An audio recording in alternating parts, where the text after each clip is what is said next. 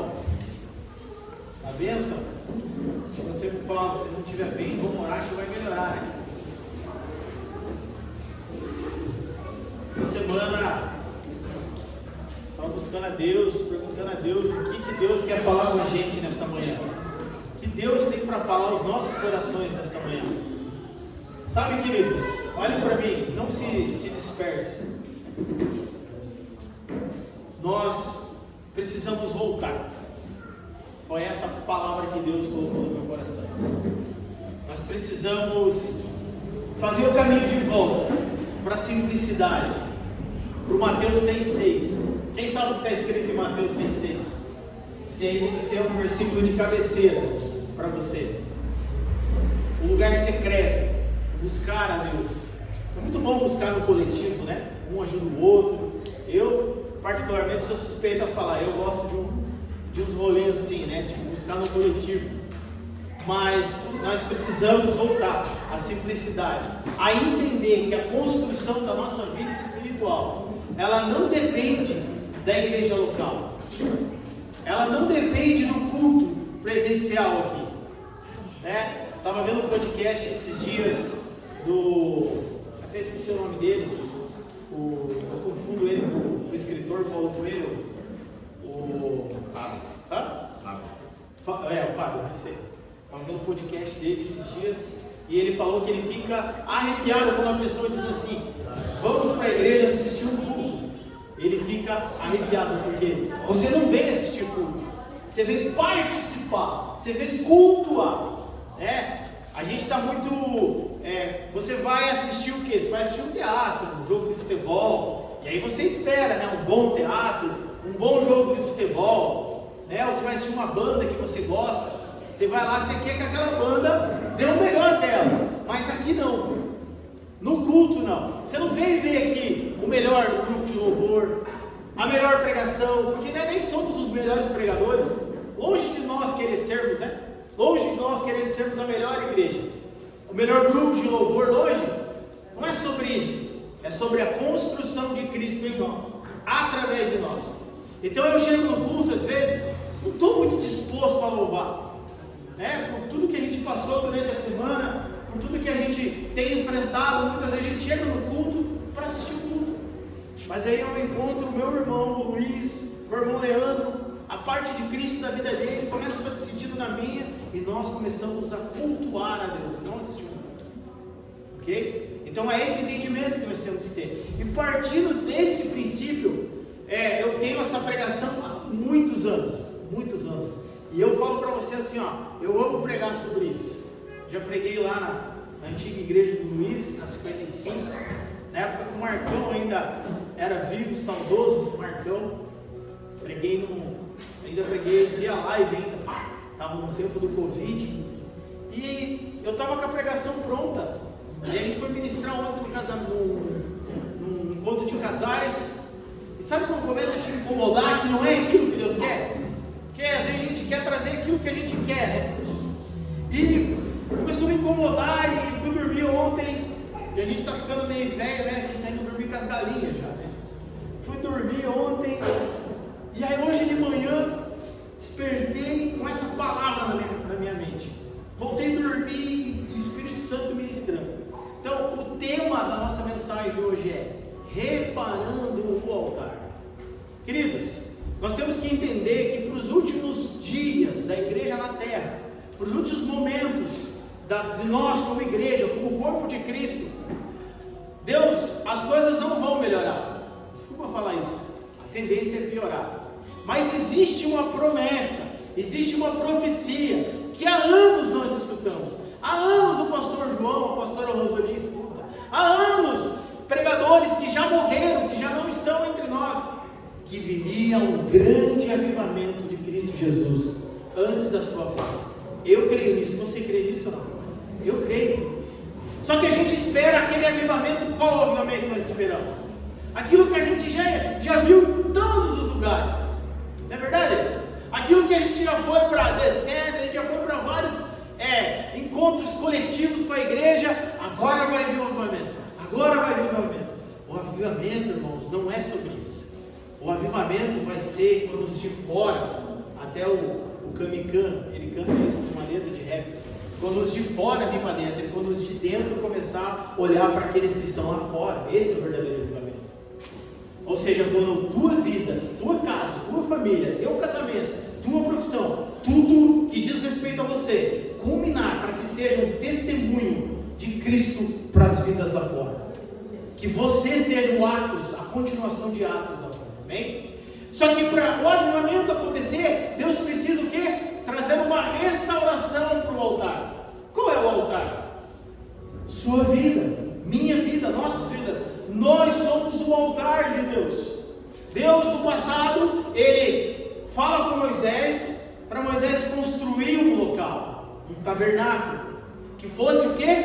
Desmontável, que pudesse ser carregado. E Deus só se manifestava quando aquilo era montado.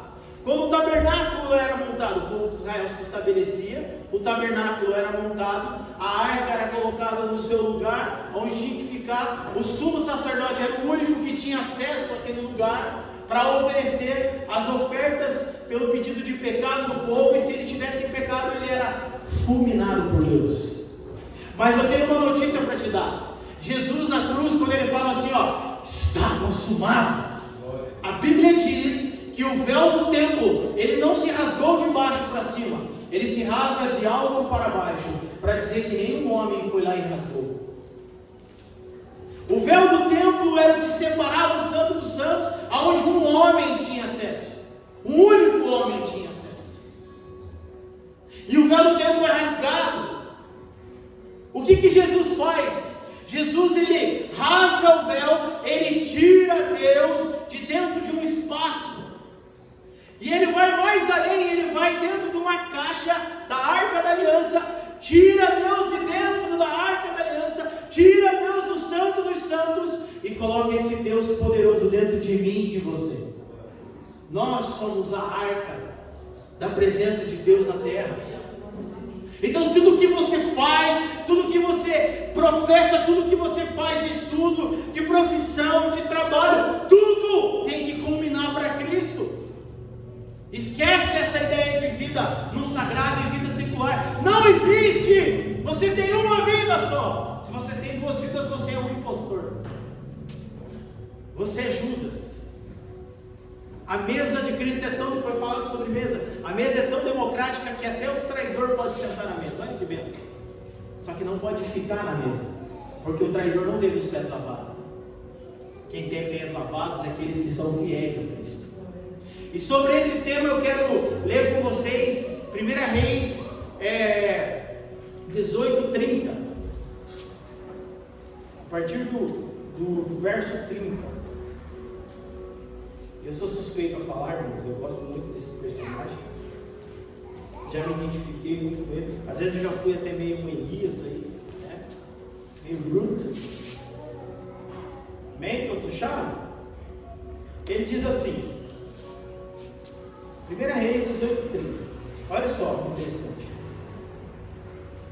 Então Elias disse ao povo, quem já leu isso aqui sabe o que está rolando aqui.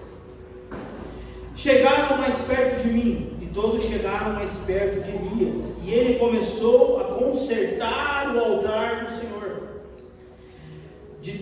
Senhor Deus que estava derrubado. E ele pegou 12 pedras para cada uma das 12 tribos que tinham os nomes dos filhos de Jacó, o homem que o Senhor tinha dado o nome de Israel. Com essas pedras Elias construiu o altar para a adoração do Senhor. Depois cavou uma valeta que cabiam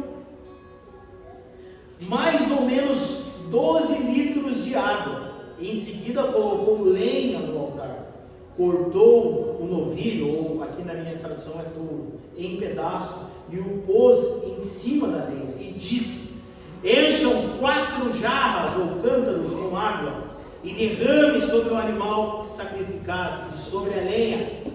E eles fizeram, e o que Elias estava mandando, ele disse: façam de novo, e eles fizeram.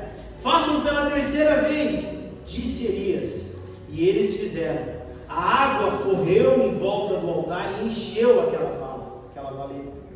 Quando chegou a hora do sacrifício da tarde, o profeta Elias chegou perto do altar e orou assim: ó Senhor Deus de Abraão, Isaque e de Jacó, prova agora que és Deus de Israel e que eu sou teu servo e que fizeste tudo isso de acordo com a tua ordem.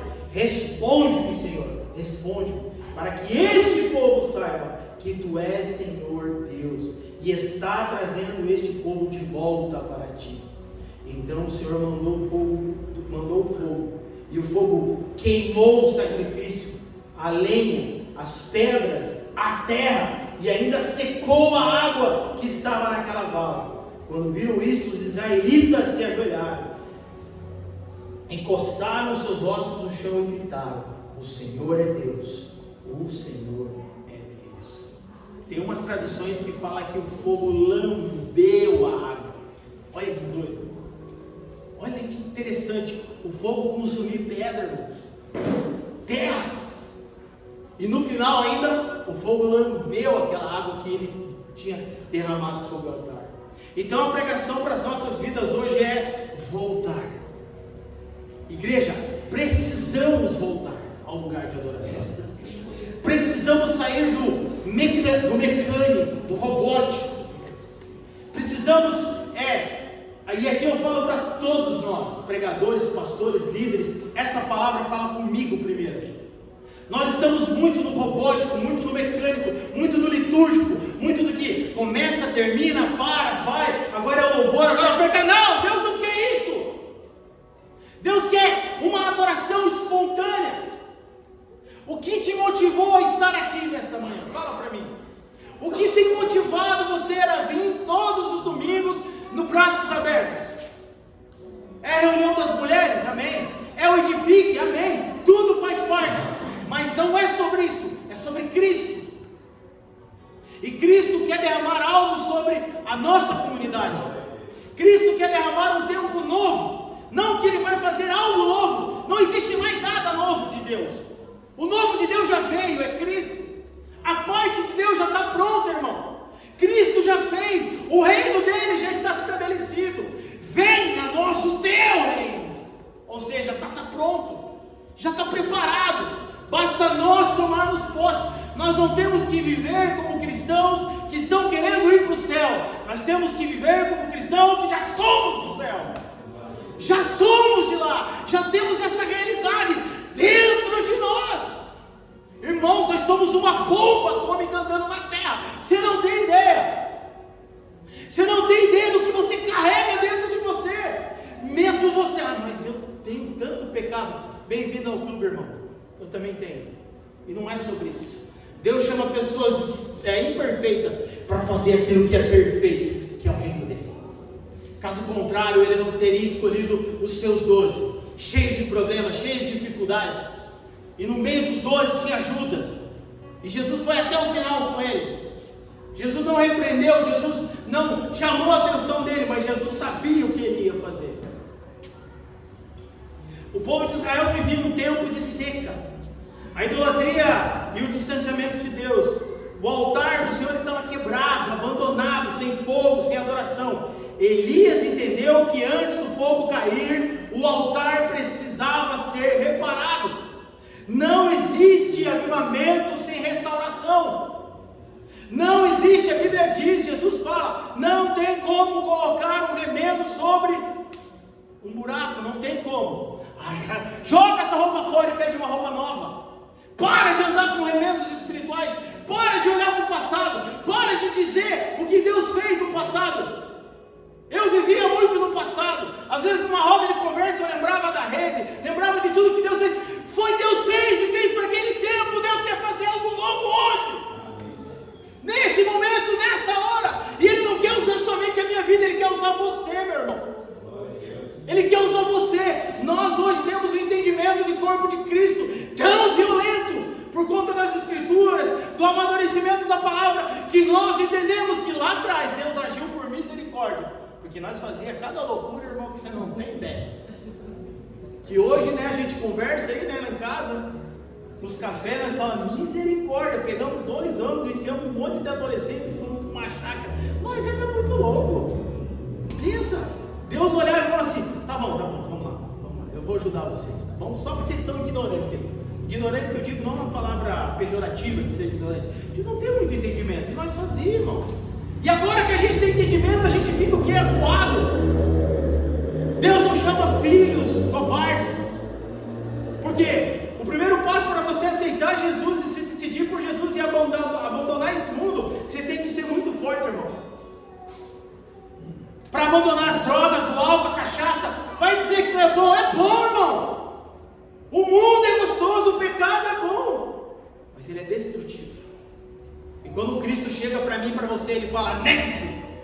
Não negue só uma parte, mas nega tudo. Então o povo de Israel, ele estava vivendo o quê? Ele estava vivendo na idolatria.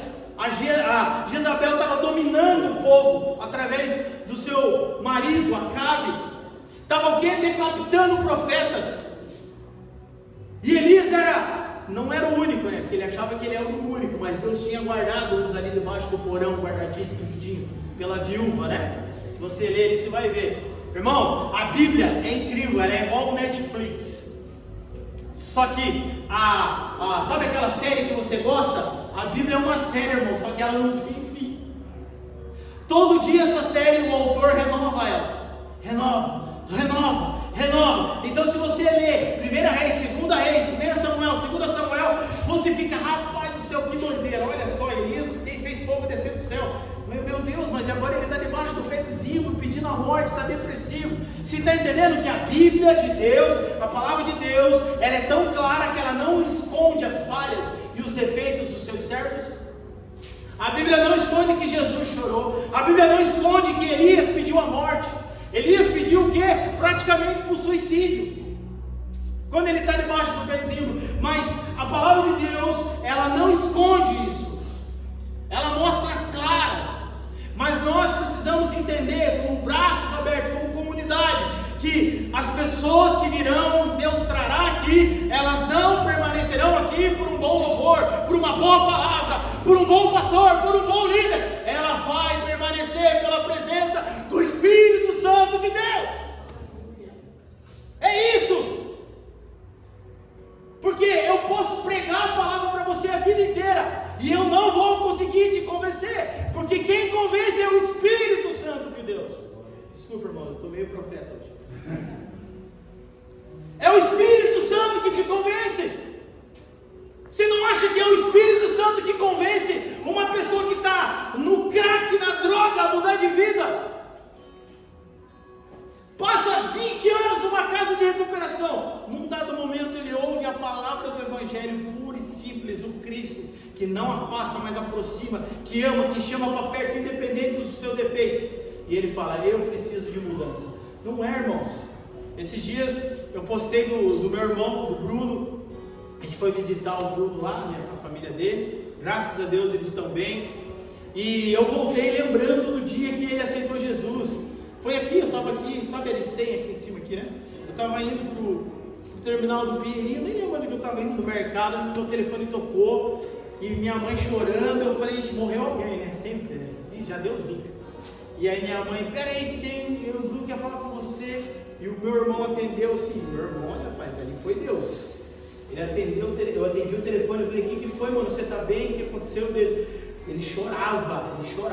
Ele começou a chorar 3 horas da tarde no trabalho dele. Ele sai do trabalho dele chorando, vai dentro do ônibus chorando, chega em casa chorando, chega, pede perdão para minha mãe de todas as falhas que ele cometeu, que feriu a minha mãe. A minha mãe consegue liberar perdão para ele naquele momento. E aí ele olha para minha mãe e fala assim, quanto tempo eu precisei para ver? E aí o hino do Juliano Som que marcou minha vida. Quanto tempo eu esperei para ver você. Eu vou cantar aqui.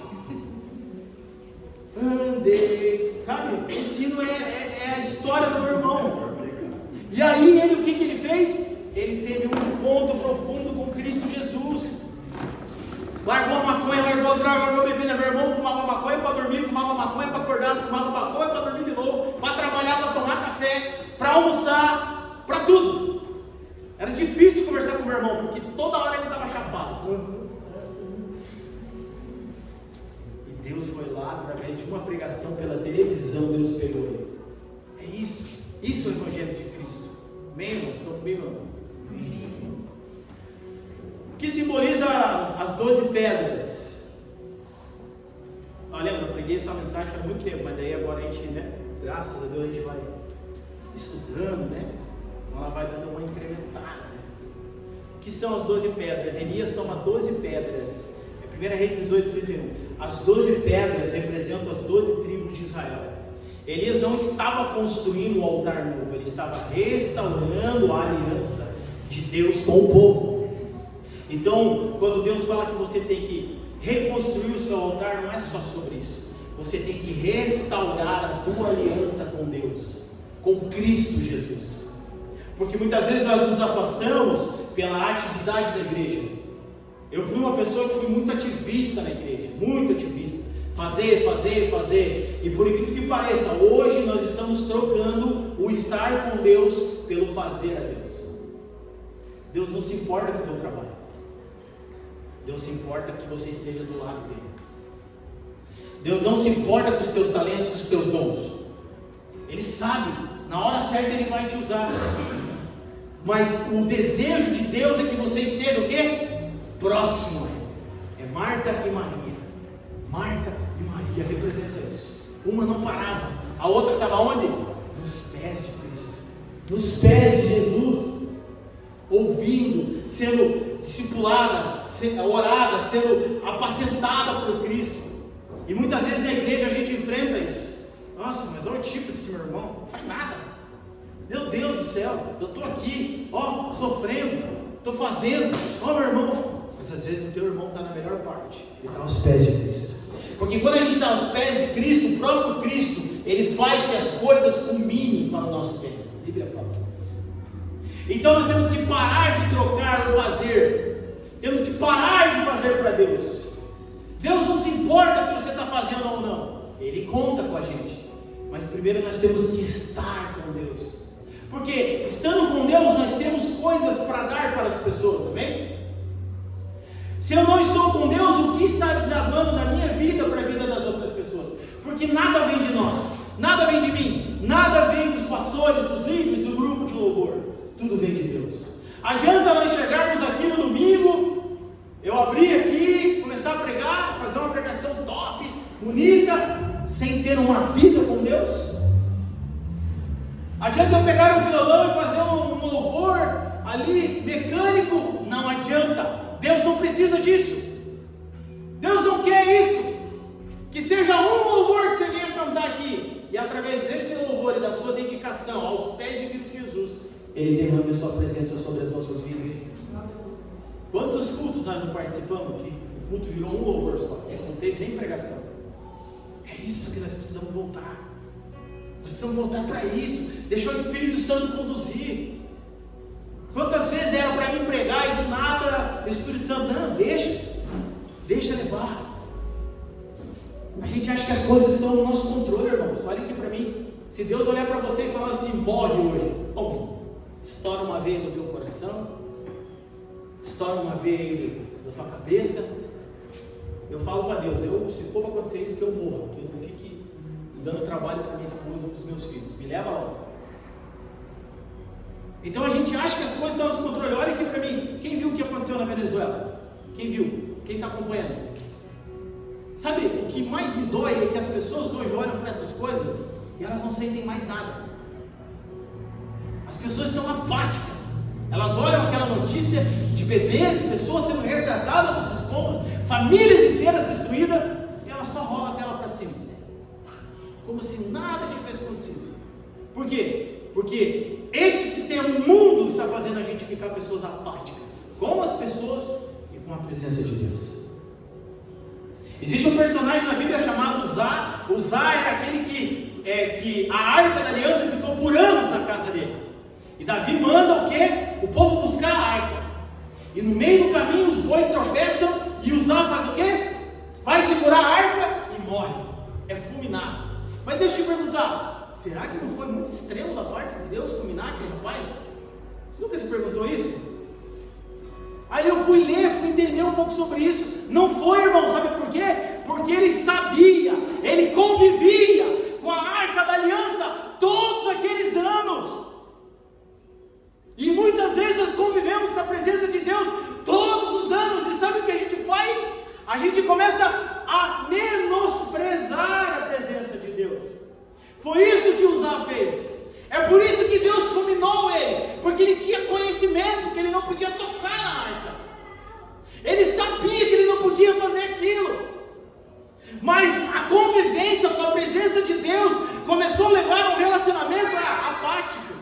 Olha a presença de Deus. Ó, Deus está curando. Quem viu um vídeo de um bebezinho que o rapaz olha e ele sai andando do colo do pai? Tem um vídeo rolando na internet. As pessoas antigamente olhavam isso, se admiravam. Meu Deus, olha que bênção. Hoje rola a tela para cima. Deus está curando. Ou às vezes vem até no coração. Sem combinado, rapaz. O senhor pagou lá, né? Sabe, irmãos, nós não podemos levar a presença de Deus Todo-Poderoso de uma forma natural. Não podemos. Amém? Estão comigo ou não? Qual que é a aplicação para a minha vida e para a tua vida? Deus não esquece da sua aliança. Quem esquece da aliança com Deus somos nós.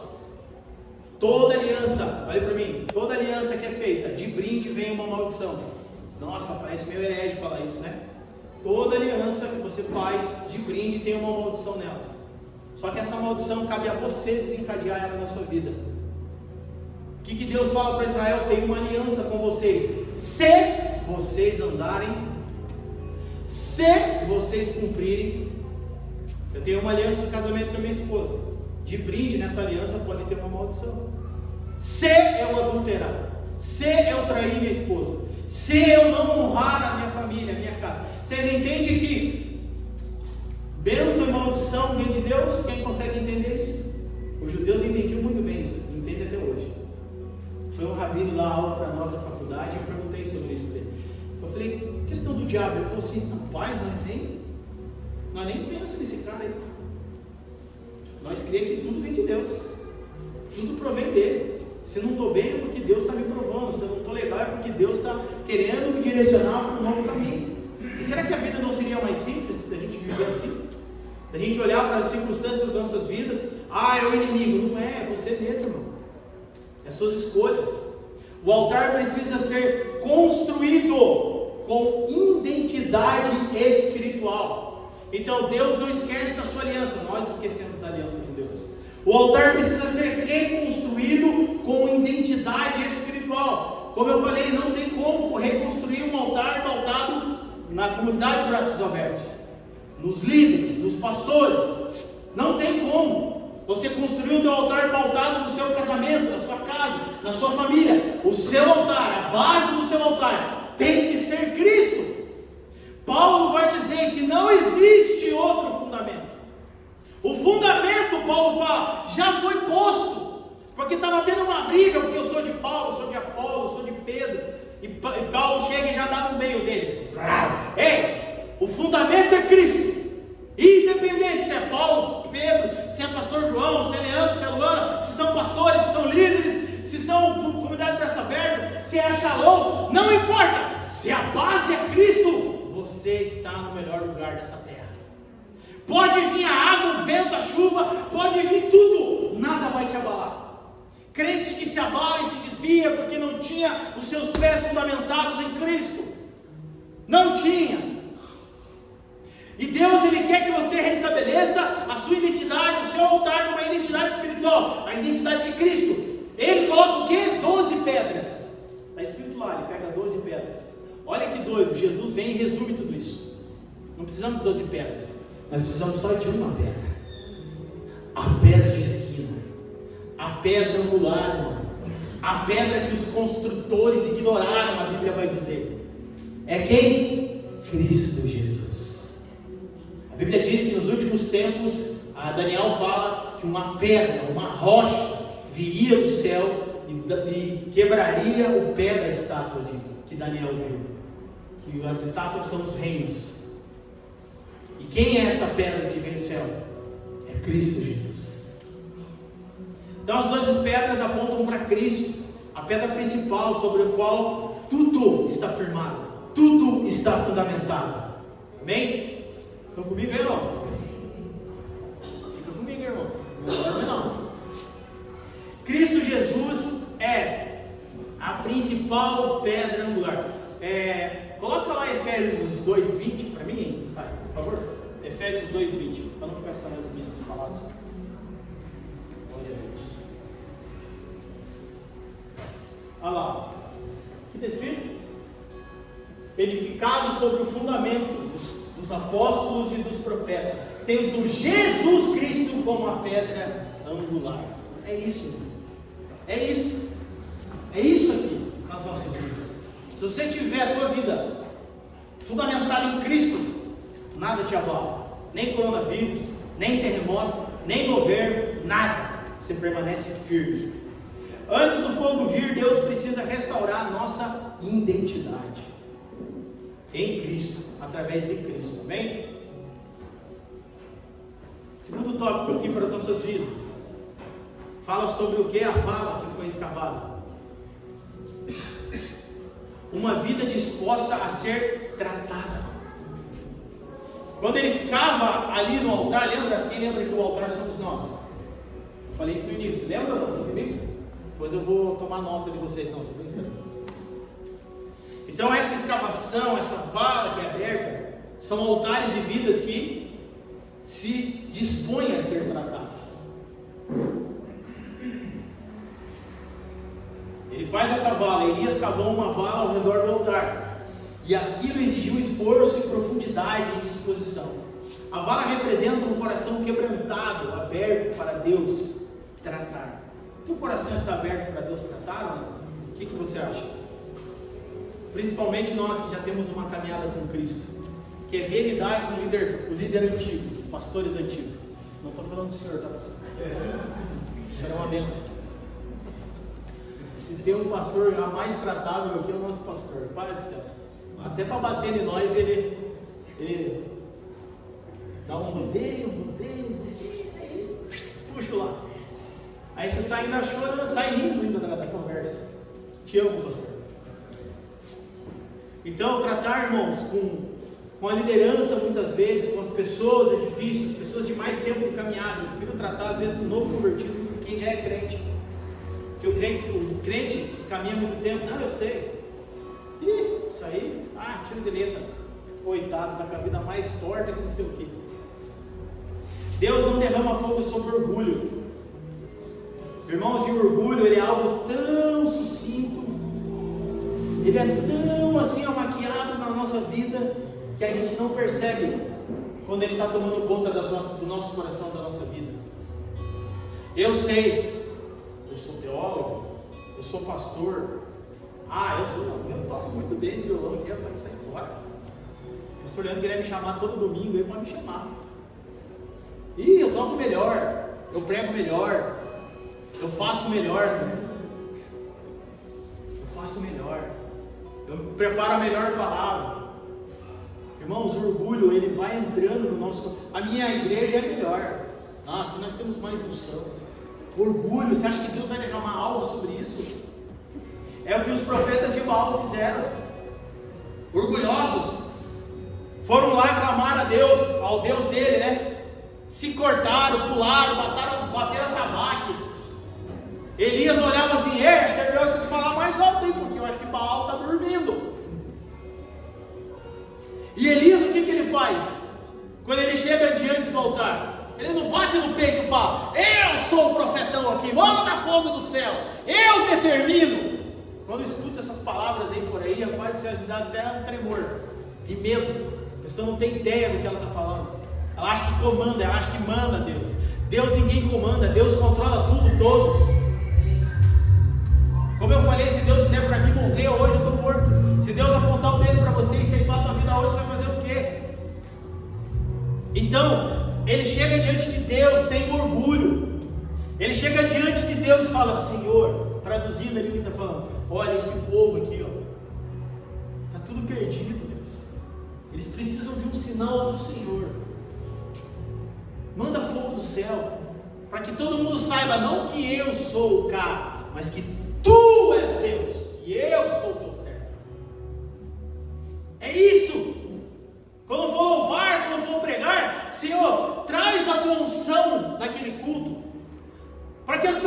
vejo que Tu és Deus e tudo vem de Ti, tudo combina de Ti. Senhor, faz a nossa comunidade amar as pessoas. Eu estava numa madrugada dessa orando, falando com Deus e fazendo umas perguntas para Deus sobre a nossa comunidade, sobre a nossa igreja aqui. Falei, Deus, o que o Senhor quer, o que tal. Meu Deus, irmãos, eu chorei copiosamente quando Deus falou comigo. Deus falou assim para mim naquela madrugada que eu estava orando. Deus falou assim, ame as pessoas. Eu falei, meu Deus. Falei, mas eu amo. Deus falou, não, para mim você não pode mentir. Eu chorei, irmãos. Eu chorei, eu confesso que eu chorei. Porque Deus foi no meu profundo do meu coração. E amar as pessoas, né? Chegar no final do culto, toma um café ali, faz parte, irmão. Mas eu mandar um WhatsApp, às vezes no meio de semana, sem a pessoa esperar. E aí, pastor Lei, como é que você está? Tá tudo bem? Eu sei que a vida é corrida, irmão. A gente tem nossos BO para resolver. Mas é isso. Quando passa aí tomar um café. Esses dias passei lá, acabamos, encontrei o Júlio lá, tomamos um café, almoçamos, né? Trocamos uma ideia. É isso, irmão. Vida fora do templo, vida fora das quatro paredes. Igreja de segunda-feira, irmão, é o tema do meu livro. Igreja de segunda-feira, irmão, é fora das quatro paredes. É lá fora, irmão. É lá fora que a vida de Cristo tem que se manifestar. É lá fora que nós temos que amar as pessoas. Amar de verdade. Passar por uma pessoa que está precisando de ajuda. Às vezes você não tem nada para dar para ela, mas dá um tempo. Escutar, orar com ela, saber por que ela está naquele ponto. Vou correr aqui, senão não vai dar tempo. Quem quer avivamento precisa aceitar tratamento. Antes de Deus mandar um fogo aqui, o que ele faz? Ele chama o povo para perto. O que Elias faz? Venham até mim. E quem está disposto a ser tratado? O tratamento dói, irmão. O tratamento de Deus dói. Arranca pedaço da gente. Principalmente naquelas áreas que a gente sabe que ninguém sabe, mas Deus sabe. Dói, irmãos. Deus tratar a área das nossas vidas dói, machuca. Mas vale a pena. Vale a pena passar pelo processo de tratamento do Senhor. Para pararmos de viver uma vida supérflua aí fora. Há áreas da nossa vida que Deus precisa escavar. Você está disposto a deixar Deus escavar essas áreas da sua vida? E muitas vezes quem já mexe com obra sabe. Às vezes eu estou mexendo com uma construção aí, às vezes você vai aí no terreno, os caras começam a escavar, acha de tudo, irmão. Ossada, rato morto, bicho morto, carro enterrado, que o seguro estava atrás. Então, irmãos, às vezes a escavação de Deus vai trazer coisas, vai puxar coisas da tua vida lá de trás, você guardou aí nesse quarto escuro, só Deus. Mas vai valer a pena, porque ele fala, eu faço a ferida, mas eu saro a ferida. Ele fez a ferida e a sarará. É isso que a Bíblia diz. Coração quebrantado e contrito, Deus não despreza. Salmo 51:17. Fogo de Deus cai em corações tratados. Quem já ouviu aquela passagem que diz: vinho novo em olhos novos, vinho velho em olhos velhos? Quem já ouviu isso? Isso fala muito sobre essa questão aqui. Você recebe a unção de Deus, mas o seu odre é velho, o vinho novo vai rachar o seu odre e ele vai se esvair.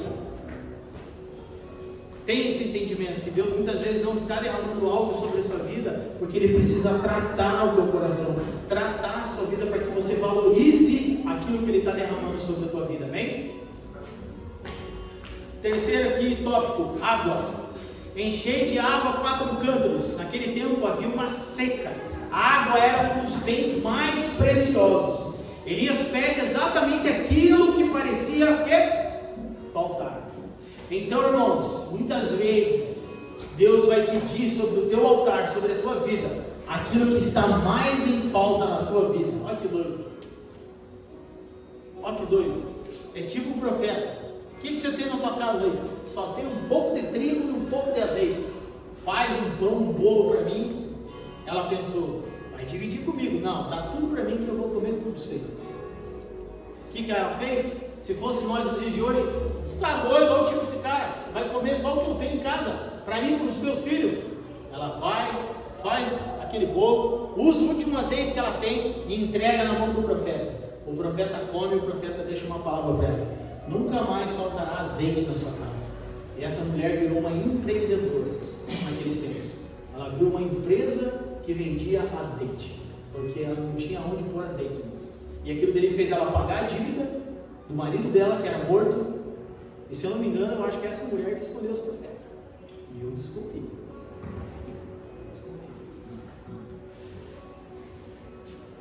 Humanamente era a água naquele momento. Se você ler ali, você vai ver que o profeta, ele vai de encontro a Jezabel, profetiza. Jezabel fala o que para ele? Vou arrancar tua cabeça. Ele sai dali e vai para a beira do rio. Quem já leu essa passagem? Na beira do rio, os corvos alimentavam ele. Todos os dias ele bebia água do rio. Mas passa um tempo, ele tem que sair daquele rio. Por quê? Quem sabe por quê? Por que ele teve que sair dali do rio? Porque o rio secou. Porque segundo a própria profecia do profeta, não choveria sobre Israel. Quem lembra disso? Ele profetizou que não choveria. Jezabel ficou doida. Vou arrancar a cabeça desse cara, está doido. E se você ler ali, você vai ver que Acabe e os seus animais tinham que caminhar distâncias longínquas para comer, porque nem pasto estava nascendo mais, porque fazia muito tempo que não chovia. E aí ele chega diante do altar e manda derrubar o que sobre o altar? Aquilo que tinha menos naquele tempo e o que era mais caro. Então muitas vezes sobre o seu altar você vai colocar coisas, você vai entregar coisas a Deus, que as pessoas em volta de você vão dizer: você está doido, você está dando tudo ou nada do que você tem. Não importa, sacrifique a Deus tudo que diz respeito à sua vida, até aquilo que você não tem, porque vai valer a pena. Vale a pena sacrificar tudo para Deus. Vale a pena, irmãos. O mundo diz que você tem que ser o primeiro. Jesus diz que os últimos serão o primeiro. O mundo prega totalmente aquilo que é contrário à palavra de Deus. E hoje Deus está pedindo algo sobre a tua vida, algo sobre o teu altar, algo sobre a tua casa, que pode te custar tudo, mas entrega para Ele. Deposita no coração. Entrega, fala: está aqui, Senhor. Humanamente era um desperdício, espiritualmente era uma entrega. Vocês entendem? Que humanamente era um desperdício jogar aquela água, mas espiritualmente era uma entrega. A água aponta para o Espírito Santo e também aponta para rendição total a Deus. Quando você decide entregar tudo a Deus, você diz: Deus, toda a minha vida está entregue a Ti, está depositada em Ti, Senhor. Tudo, desde a minha vida sentimental, pessoal, espiritual e financeira, está nas Suas mãos. Meu irmão, Deus pede aquilo que consideramos precioso. Não há avivamento, irmão, sem entrega. O Espírito Santo derrama sobre quem se rende completamente. Irmão, nós temos que se render a Deus. Nós temos que se render às vontades de Deus. Você tem que vir nesse culto como se fosse a última chance da sua vida. Você tem que vir, talvez você só use o culto para você se abastecer de Deus. Então use esse culto, use essa reunião. Não tem problema, irmãos. Como se fosse o último dia da sua vida. Eu lembro uma vez eu e minha mãe sendo levada para um matagal para ser executado. Minha mãe apanhando, levando coronhada, e nós indo: vamos matar, nós num carreiro. E naquele momento eu falei: Senhor, me dá mais uma chance, só mais uma chance, só mais uma, Deus. E se o Senhor não quiser me dar, eu entrego a minha vida, a vida da minha mãe nas Suas mãos. E do nada, assim, nós estávamos quase entrando no carro, do nada, aquelas pessoas falaram: deixa eles, deixa eles, deixa eles, deixa eles. Soltaram nós. Aquele dia Deus ouviu minha oração. Aquele dia Deus me deu mais uma chance. Eu abracei, eu aproveitei essa chance. E hoje nós estamos aqui, eu e minha casa, servindo ao Senhor. A minha mãe e a casa dela servindo ao Senhor.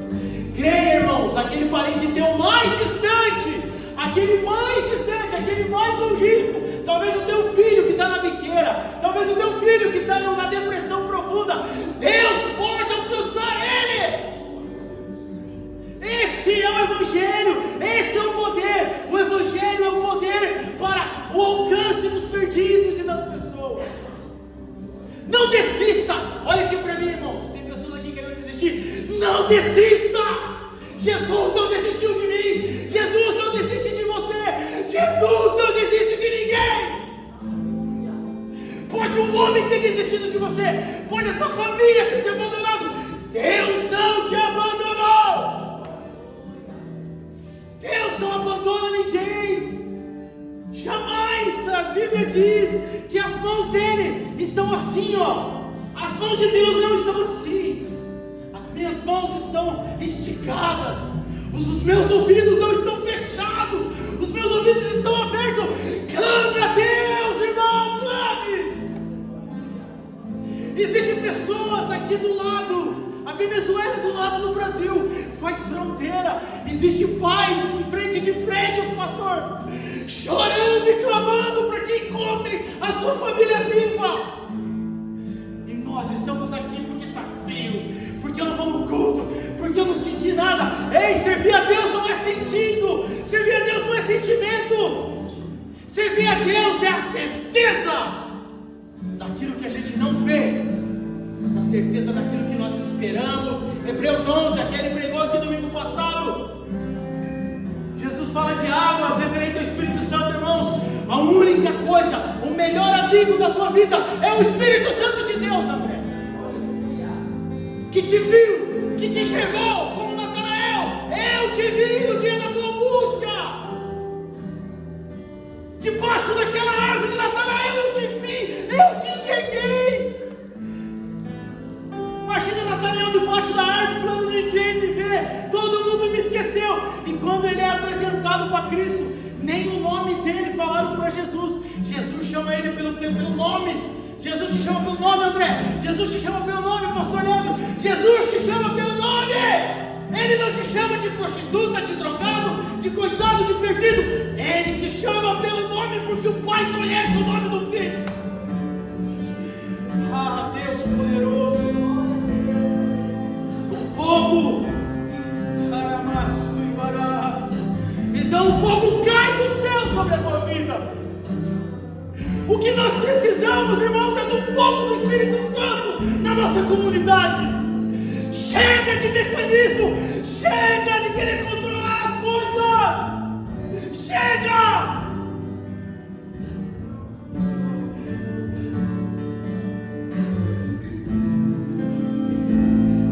O verdadeiro fogo de Deus vem quando o altar está reparado, o céu responde. O céu responde, André. Quando o altar está reparado, o céu responde. Quando nós reparamos o altar, o céu responde na vida financeira, na vida profissional, na vida conjugal, na vida amorosa. O céu responde. Buscai primeiramente o reino de Deus, e as demais coisas serão acrescentadas. O fogo revela quem é o verdadeiro Senhor na nossa vida. Quem é o verdadeiro Senhor na tua vida? Nosso Deus é fogo consumidor. Hebreus 12:29 diz: Ele não fez o fogo, Ele é o próprio fogo. Ele é um fogo consumidor. Quando Ele te toma, quando Ele te pega, você não tem como viver como você vivia antes. Restaure o seu altar, restaure a sua vida. Jesus está voltando, igreja. O terremoto que aconteceu na Venezuela aconteceu em vários países e ainda está acontecendo. Eis que veio como ladrão, eis que veio cedo, veio Coloque